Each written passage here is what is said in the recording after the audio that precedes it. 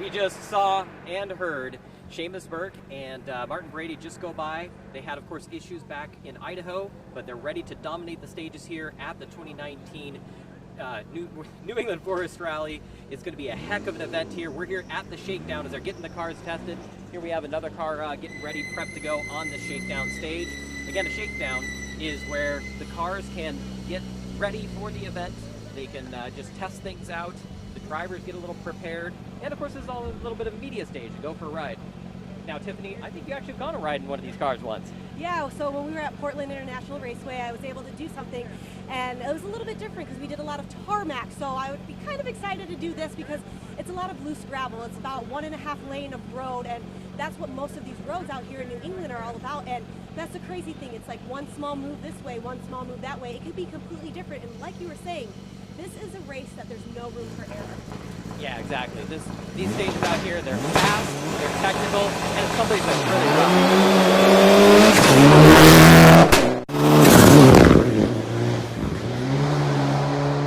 rough. Going by, he's a very experienced racer that we haven't actually seen out on these stages for a little bit, so really excited to see how well he goes on these roads. Again, really competitive car, the RKT Motorsports car, very fast. These guys really know how to build a race car, so I'm really excited to see how well he does this weekend. I'm excited to see as well, but you know what's a little bit different, Mike, that we haven't had a chance to talk about is the humidity and how warm it is out here. And with that being said, is that going to play a factor into how the cars will be driving this weekend? I know in colder temperatures, the cars run very, very fast. Is this humidity going to play something this weekend? Well, humidity also kind of equate to altitude, right? Your car gets less oxygen because you got now all of a sudden water droplets in with the air. So that definitely makes a factor. You know, we were hot, but we were kind of dry when we were in Idaho, and we had cars having issues there. We had a similar issue at Oregon. The Subaru cars were getting vapor locked. They had some issues with fuel delivery because of the heat. It's going to be even hotter here this weekend with that humidity, as you said. It's going to be a tough one to see how well does the Subaru Motorsports USA do. They know these stages real well. They know how to tune their car. This is kind of their home event, but you never know what kind of challenge is going to hit with that kind of temperatures. This is a massive heat wave hitting this area. Exactly, and going off of what you said, the altitude is anywhere from 600 feet to about 2,000 feet. So between the 13 stages this weekend, they're going to have tons of different things going on, the humidity, the altitude, the terrain, and I know on some of them it's mostly gravel like we were talking about. However, there are some small spots that have a little broken asphalt, and we were able to check that out on Recce. That's also going to play a big factor into this weekend. Yeah, it's a real compromise in setting up these cars, I think, because in some ways, like this road right here, we can see it's very smooth, very fast. Most of Concord Pond's that way, but when we did a recce on it, there's that one really rough section. Then out there on some of the other stages that are more north of here, you got these huge boulders that these folks have to worry about. And so, do you soften up the car, or do you set it up for the fastest speed? You know, do you go conservative, or do you go for the fastest pace? You know, it's going to be anybody's game on what the best setup's going to be. Exactly, and going off of that, obviously we have very close in points, and Barry McKenna is right here, right behind us, and talking to him, and I know you had a chance to speak with him, he's like, Mike, I've got a game plan in my head, I know that I can't make any mistakes this weekend, and I'm really excited to see how this is going to so excited, you know, you get that little kick back there, and you're just like, I think he's in it to win it this weekend. Yeah, he definitely said he wants to do the best that he can at this one. He cannot lose anymore. You know, he's had too many incidents this season, and he's got to win them all if he wants to win that championship. He just cannot back down, but at the same time, you've got to be so careful out here. Any little slip up, and you can really hurt the car. So he said that he's going to start out at least maybe a little more conservative and see what happens, because those Subaru guys, they're really going at it. Oliver has said that he really wants to go for the championship now. He's had so many wins, both here and abroad recently. He really wants to go for that. We might even see him out another round. We're not 100% sure. They're working it out. But wow, how cool would that be with everybody battling for that top spot? Exactly, and battling for the top spot, you know, one person that's not here this weekend that, not that I was surprised or not,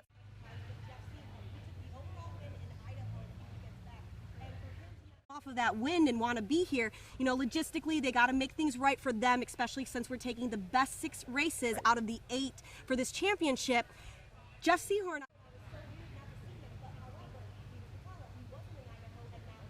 weekend, so it's kind of like a flip-flop, so it could be anybody's race weekend.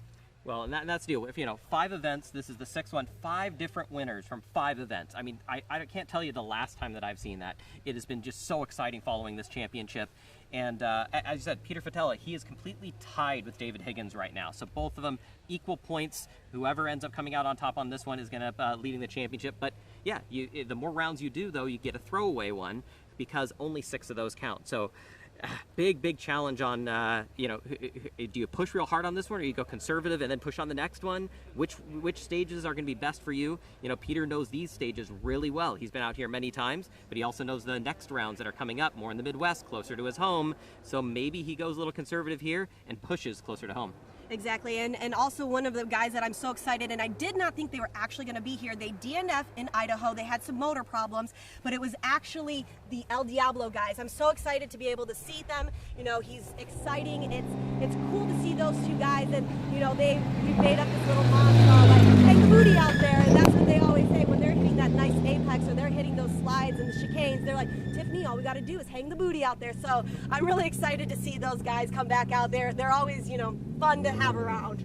Oh yeah, and this is going to be their first time coming out west here, or out east. So they've never done New England. They mostly dealt with the stages out there out west, and so really excited to see how well they do. Again, I think they'll probably play it more conservative because they just don't know these stages as well. But then again, after the first day, they'll probably see where they sit and figure out maybe where they can push and where they can't, and overcome some of that local competition. Exactly, and another thing that's really kind of cool about the way that it's going, where we're taking the 6 best points, is that, like you said, for the first 5 races, there was a different winner for each of those weekends. So this weekend, what if we have a brand new winner? Is it just going to keep on going? And that's what's going to make the last round super exciting, is when all of those points are so close, and it's literally, you cannot make any room for error.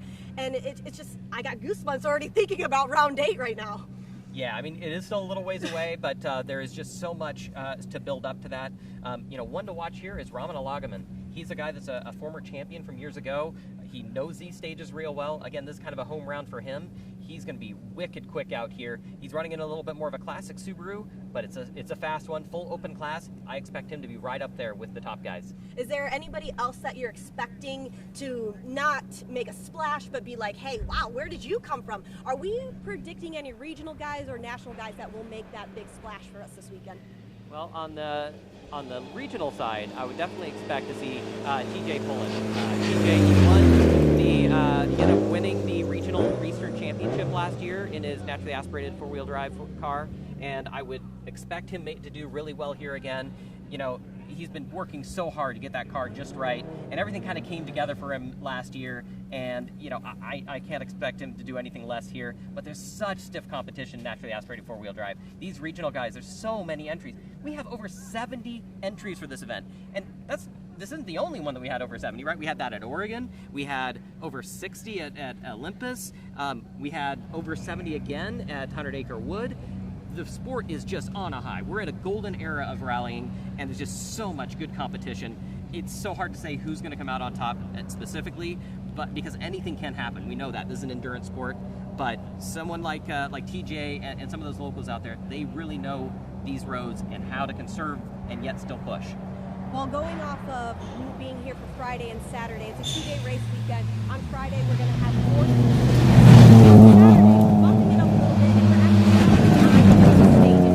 Is there a reason why we're doing only 4 stages on the first day and 9 on the second? Part of that is logistics, because this Concord Pond stage, which right behind us here, is the iconic stage for this event. But it is a long ways away from the rest of the logging roads that they have. So it's only 5.5 miles long, but it is some of the best rallying you will see, maybe in the entire country, for just 5.5 miles. It's our little taste of Finland, we like to say, because constant crests and turns over crest, where you're maybe pitching the car sideways in the air to catch a turn right after a jump. It's insanity and yet fun. Everybody loves this stage. And so, yeah, if we can't fit in as much because the transits up to the next ones is so long, so be it, because it's totally worth it to be able to run this one. And I feel like this is a great area for the spectators as well. There was tons of areas.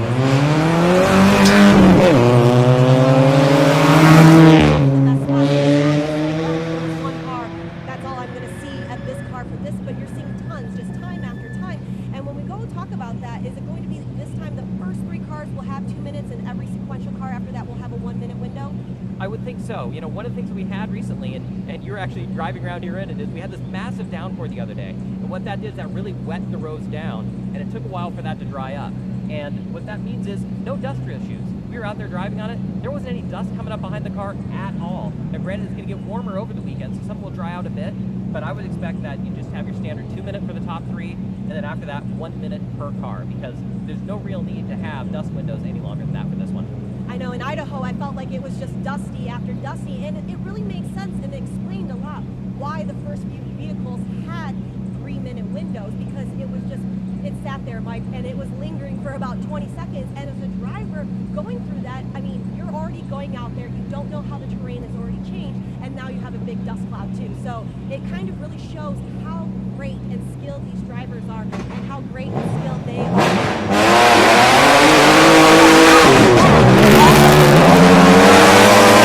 That's just skill in itself. This is a little bit lower than your driver to begin with, and now they're also sitting in dust, and they have no idea. I mean, you're literally kind of going in there blind. Yeah, that's it. I mean, you're definitely, it's like fog. You know, it's like racing in fog, and we don't want to have those issues out there. We don't want somebody to win just because the conditions are different from one driver to another. Consistency is what you want to have, and so, yeah, making sure that you have a proper dust window so these cars can go all at it. Here we have one of the kind of motorsports Fiesta R2s out here. Again, this is a 2-wheel drive class, an open 2-wheel drive car. These are the ones that really, in the World Championship, this is the car the young drivers use to kind of step up before they get into the 4-wheel drive and, you know, go much faster. And it really is about momentum driving with these cars, right? Really good suspension, really good brakes, but of course you're a little down on power. And you got to carry that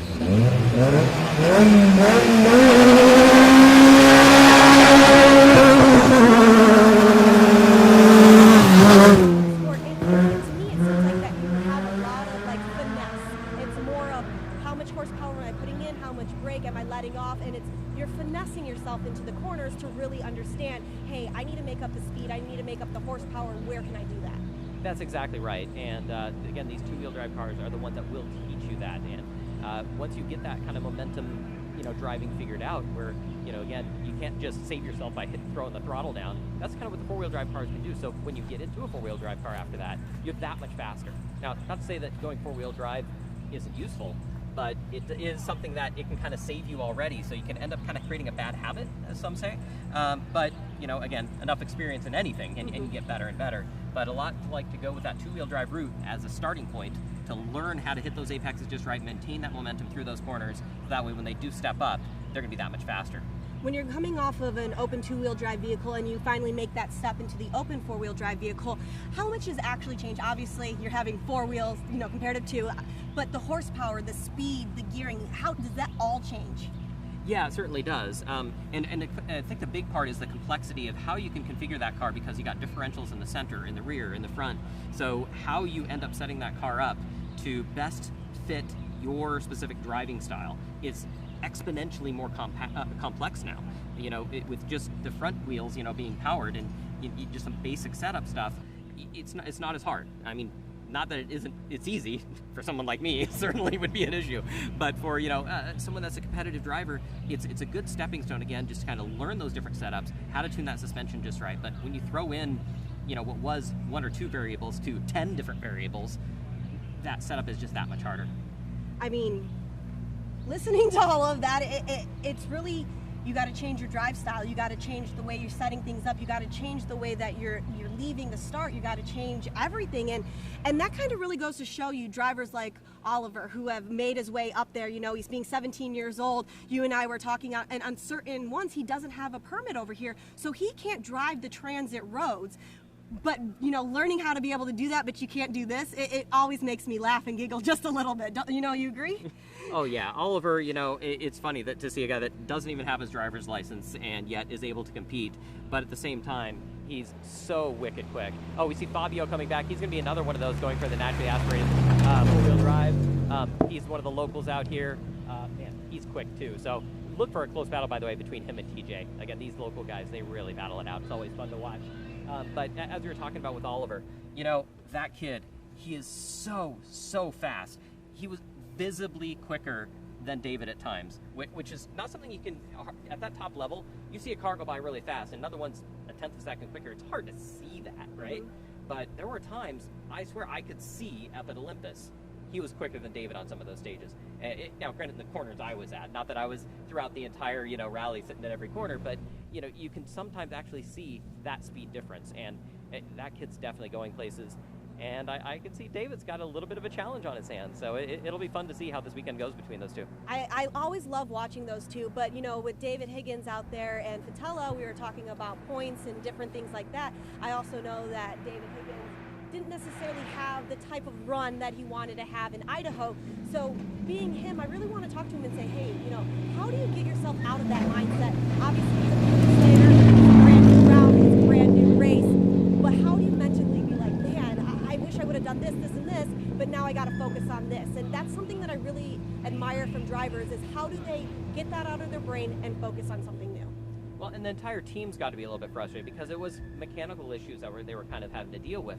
But really, the team right now is on a big high because they just came out with a dominant couple of wins out there at the America's Rallycross. And so all of Subaru Motorsports USA has got to be feeling really good right now.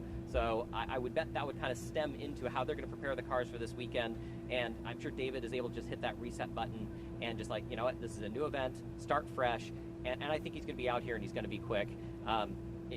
There's no better, driver that we've had out here. Actually, speaking of no better, he's going to be he's going to be getting a special award. Why don't you tell us about it? Because I think you've done stuff with this award before. So it's kind of cool. So David Higgins is one of the inductees for the 2019 Motorsports Off-Road Hall of Fame. And, he's one of maybe a handful of rally guys who have actually been able to get it. It's more of a desert thing. It's more of the Baja guys that you see out there. But what's really kind of cool about it is that it's a rally guy. It's somebody that's so different. He's not in a truck. He's not in a UTV. He's not in an ultra-sport vehicle. He's in a rally car, a vehicle that you can actually purchase from a manufacturer, do a few things to it, and he's out here doing that. And that just goes to show you how great of a driver he is. He's very technical, and I feel that he's so soft-spoken. But once he's behind that wheel, it's David Higgins all on, Yeah, certainly, and I think that's one of the keys. Wait for David for Mary to go higher.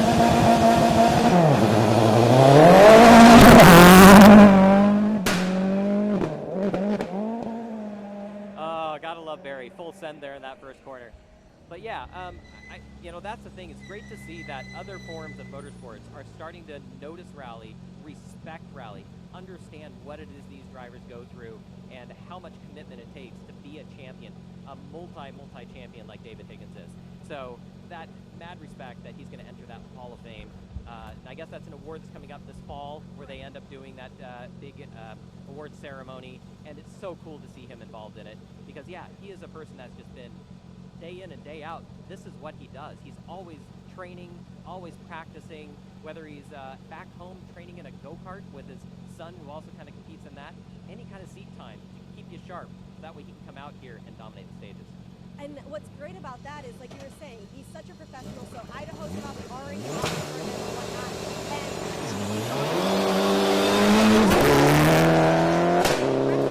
inducted in the Hall of Fame. So it's kind of been probably a roller coaster for David Higgins for the last few weeks. But I'm excited to see what he's going to do. Maybe that boost will just be like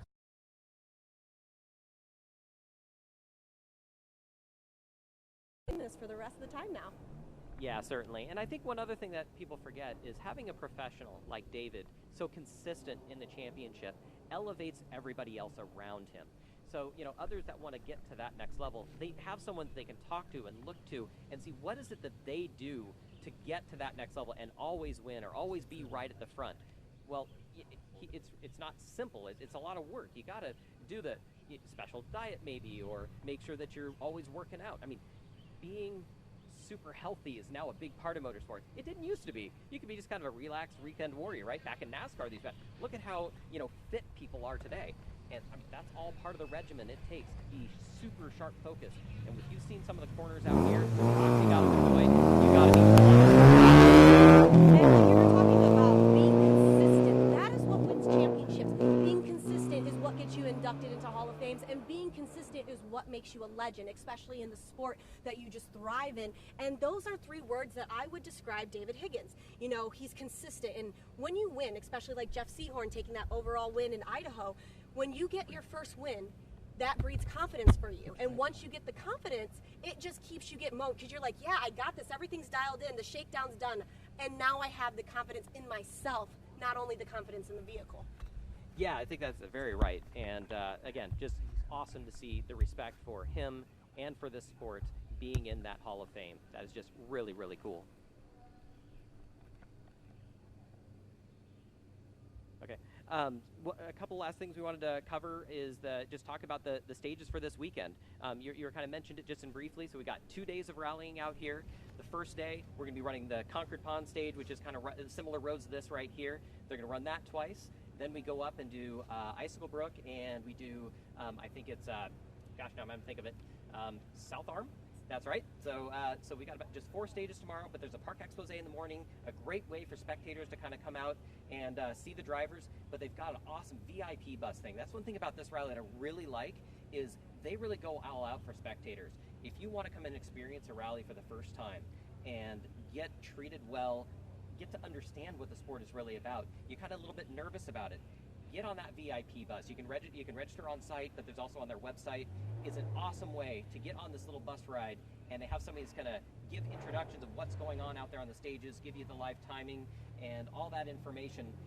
They know the local drivers, all that stuff, so that way you can just get embedded in the sport right away and understand what's going on. It's a cool thing. I really think that's awesome, especially if you want to have that treatment, if you want to be able to check out those things. And another great thing is this: if you're not here and you haven't been to a race, all you have to do is you can download the ARA app. We're going to give you timing and scoring and updates and social media posts and everything like that, plus all the social media platforms, of course, Facebook, Instagram, Twitter. But you're right, if you can't be here to experience the VIP section, you have other ways to check it out. But honestly, the best way is just to be out here, be a spectator, come check it out, breathe the fresh air, maybe get hit a little bit with a little bit of roost or whatnot, and a little bit of dust like we did in Idaho, the fans out there, but that is the best way to be able to experience something like this. Exactly, and as you said, there is 9 stages that are going to be on Saturday, so that'll be the last day of the event. It'll be a long day for those drivers, but they based out of Errol, just across the border. So this is one of those few rallies that we cross 2 different borders. We go from Maine to New Hampshire and then back to Maine again to compete in these stages. So really interesting to see the cars kind of go back and forth like that. And again, just some awesome stages out there, some good competition, and we're really excited to see who comes out on top. I'm excited, and especially since we're in the little points chase type deal, we've made it over the hump of the halfway of the season, so I'm really excited to check all that out. I mean, Mike, predictions for the weekend? I was going to ask you, darn it. No, predictions for the weekend, Mike. Okay, so predictions for the weekend, I'm going to go with Oliver. I think that kid is on such a high. I know there's going to be some challenges out there, the big rocks to avoid, but he has just been so on point. No fear. He's going to, I think he's going to end up coming out on top. Okay, well, I think McKenna, just because when we were talking earlier, McKenna has to make this a perfect weekend. He knows that he has to hit his marks. There is no room for error. And someone like me, if Barry's like that, I thrive under that pressure. So if I know that I can't make a mistake, I know that I got to be on there. That gives me the momentum. That gives me the push to be like, you know what? I can't let myself down.